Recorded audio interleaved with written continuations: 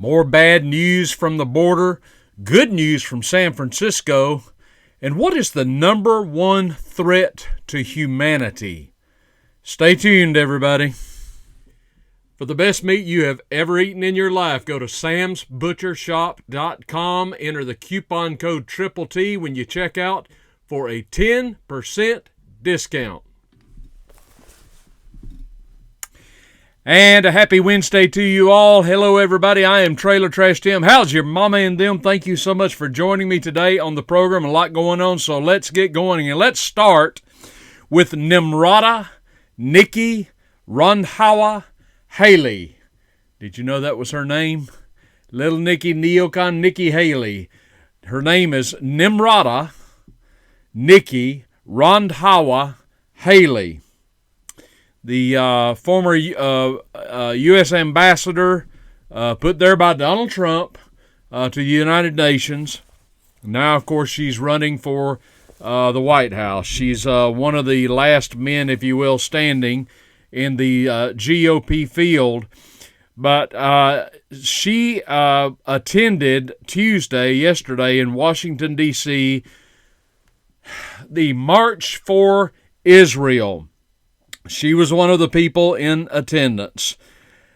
Have you noticed, those of you that are paying attention, have you noticed that Israel seems to be about all that Neocon Nikki talks about?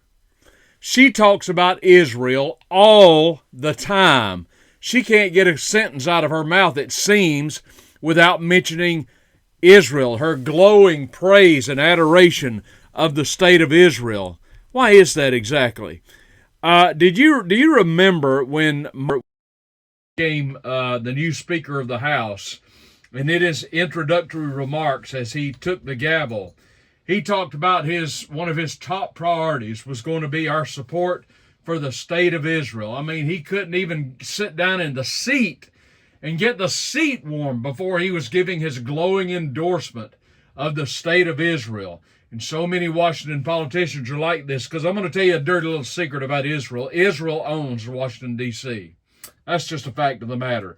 Israel owns D.C. Why do I say that? Because they get anything they want. That's why.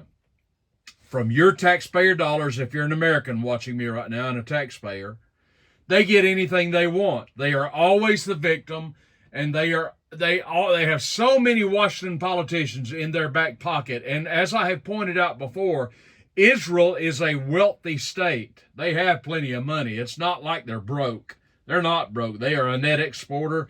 They are a net lender. Okay, so they're doing very well. Why they need our money is beyond me.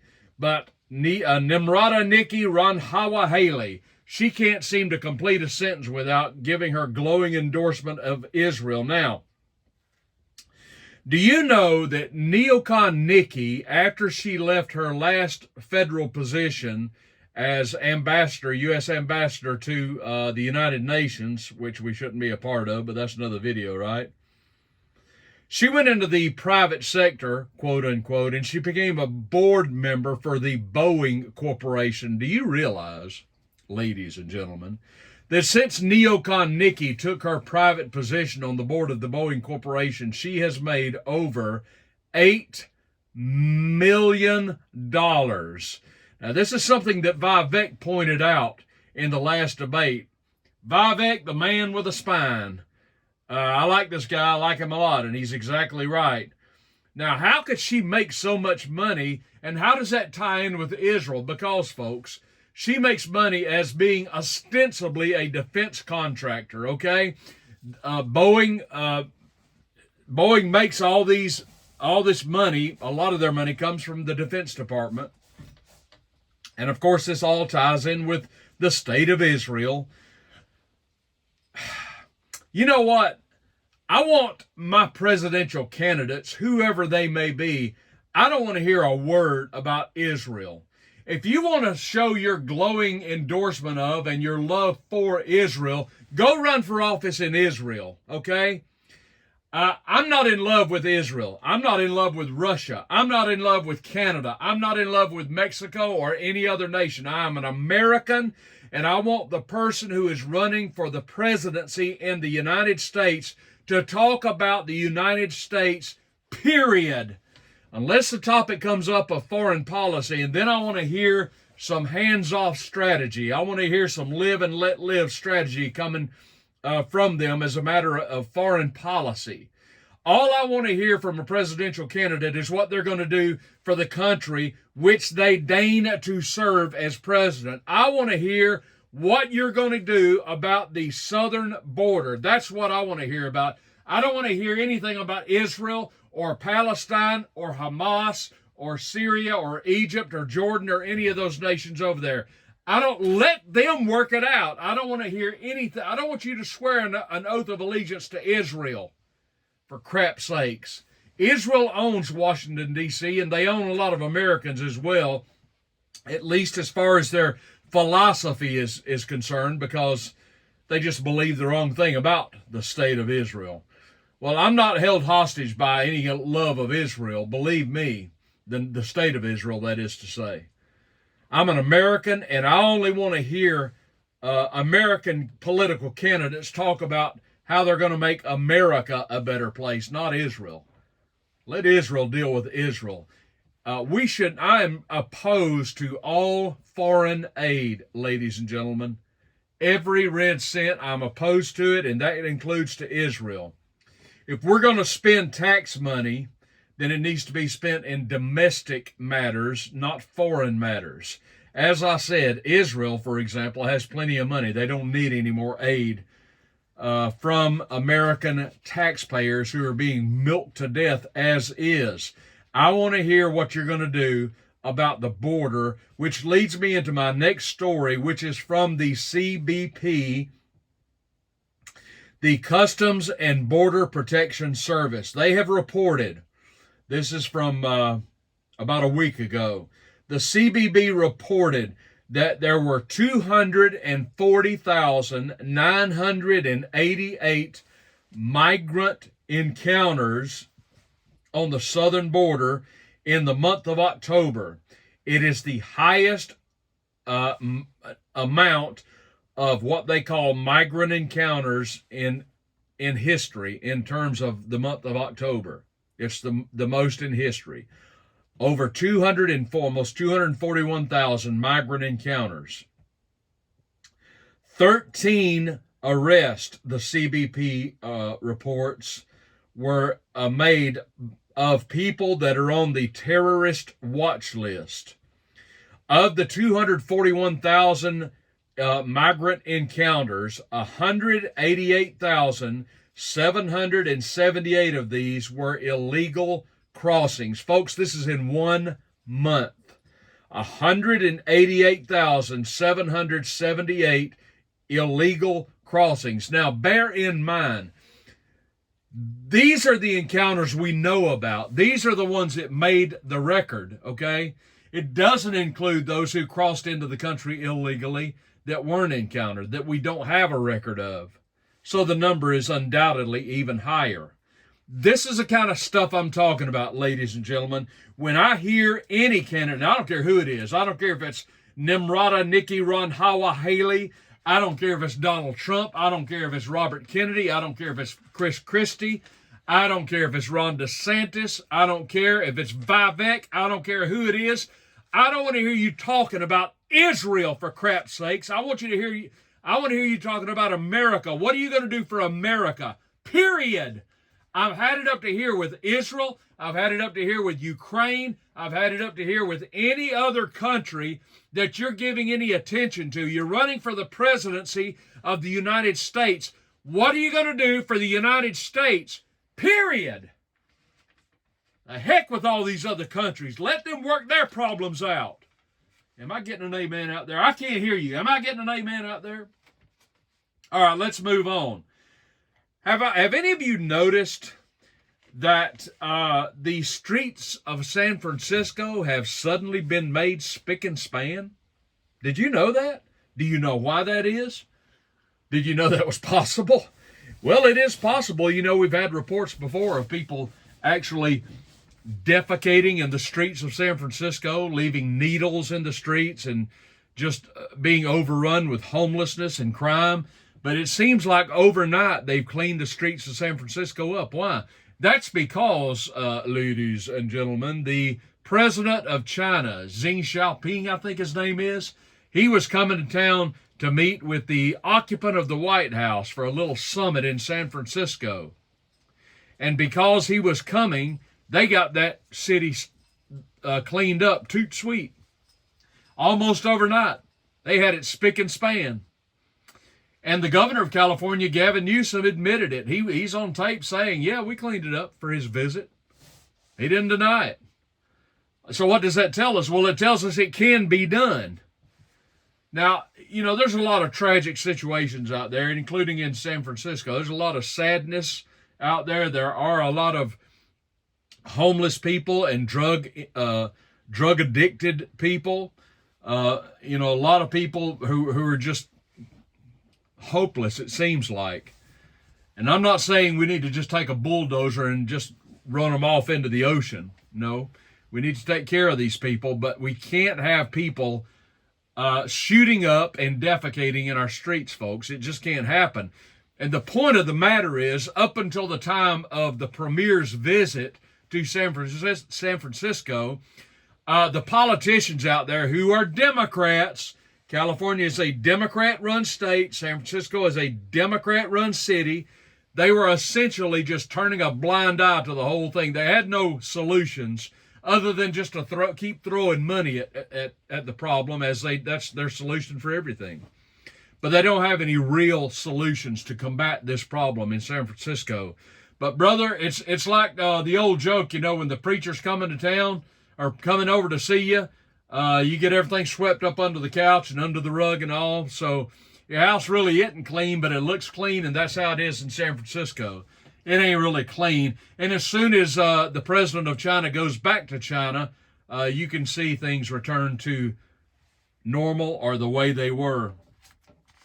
It's really sad when you think about it. Folks, this is what you get from rule by Democrats. It's just what you get. You don't get solutions. You just get heartache and hopelessness. That's what you get.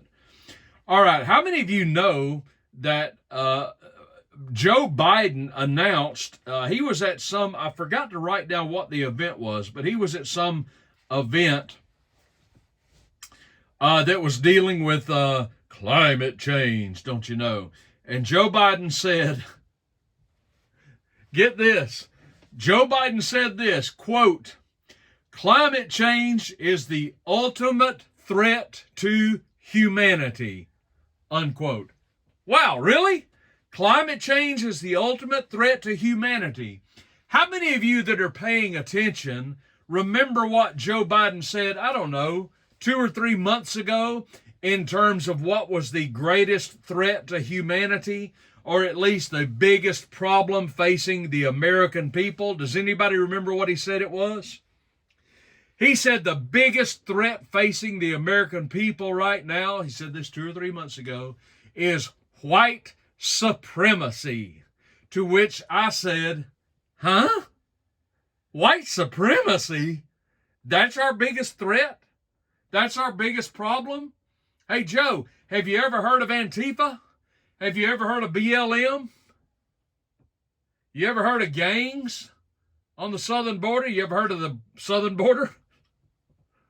But the biggest problem facing us is white supremacy?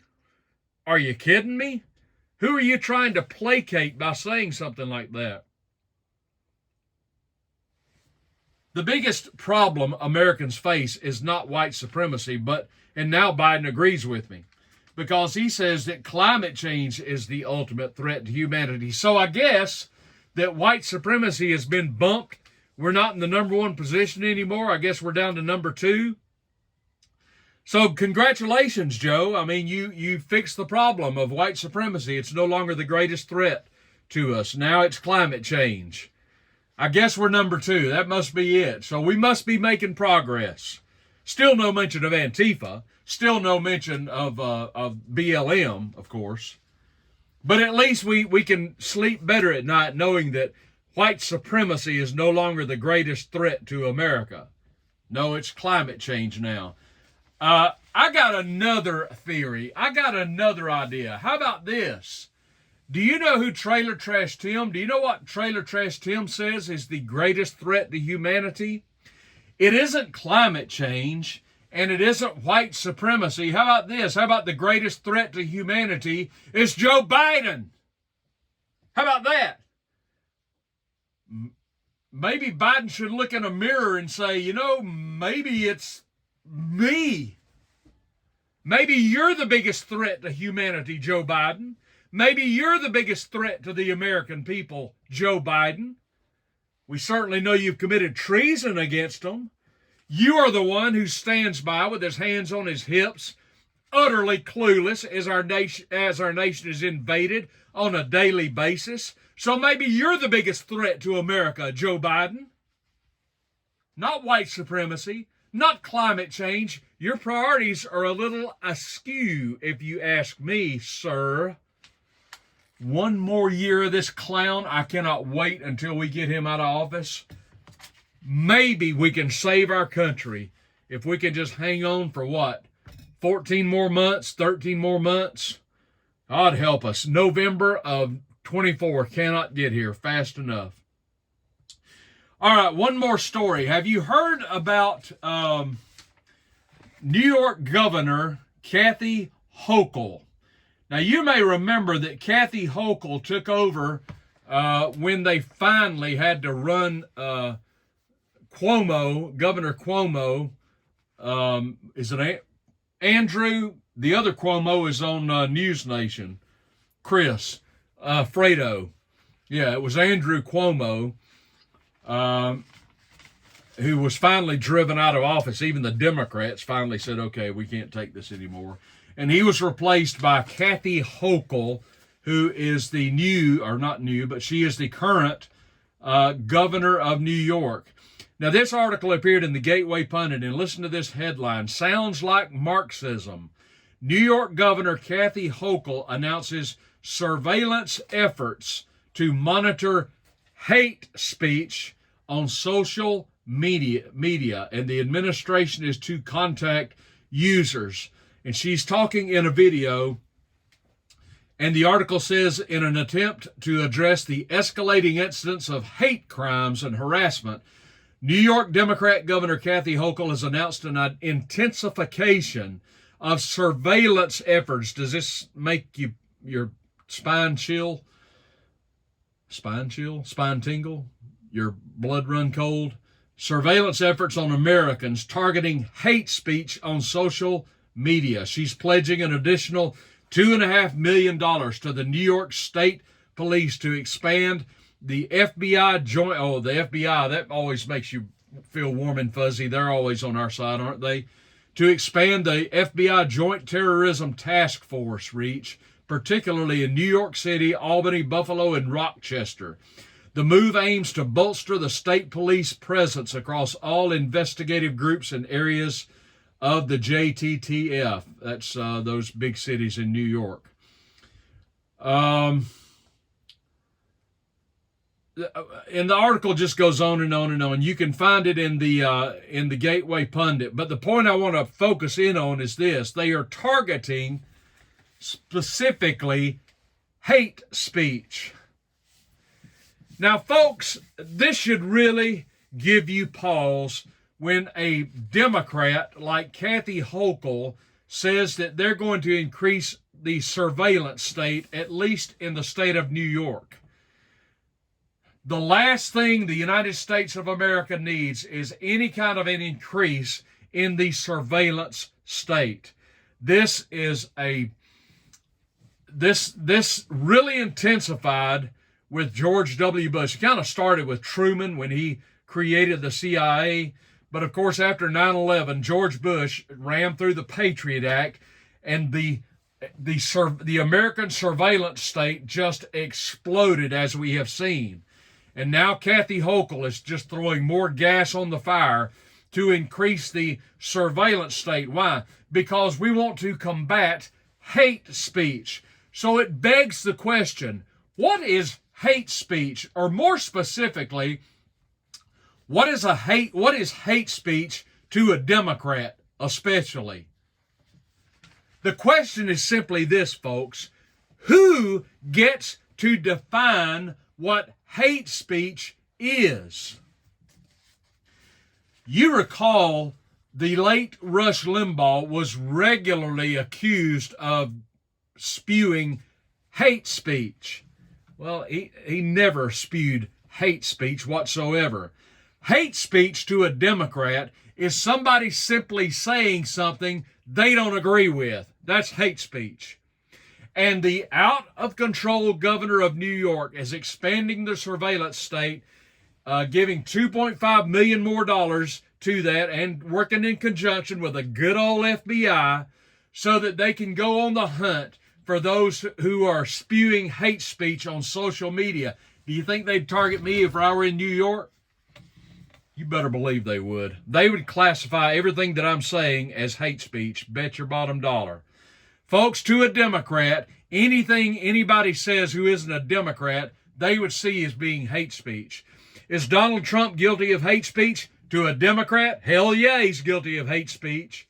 To anybody on the other side of the aisle, if you will, to a Democrat, everything they have to say is hate speech. So that is the question. Who gets to define what is hate speech? You remember the little old thing we've got called the First Amendment in the United States? Yeah, you remember that? Maybe we need to dust it off again. Always be concerned when you hear a Democrat talk, or anybody talking about hate speech, this term that we created back during the Donahue days, if you will, or the Oprah days. If somebody says something you don't agree with, that's hate speech because you don't agree with it. That's what it boils down to. Now, if you say something that I don't agree with, I'm not necessarily saying what you say is, I'm not going to say it's hate speech. I might say you say something hateful, but I'm not looking for anybody to shut you up. You can speak freely as far as I'm concerned. I got the right to disagree with what you say, but I'm not trying to shut anybody up.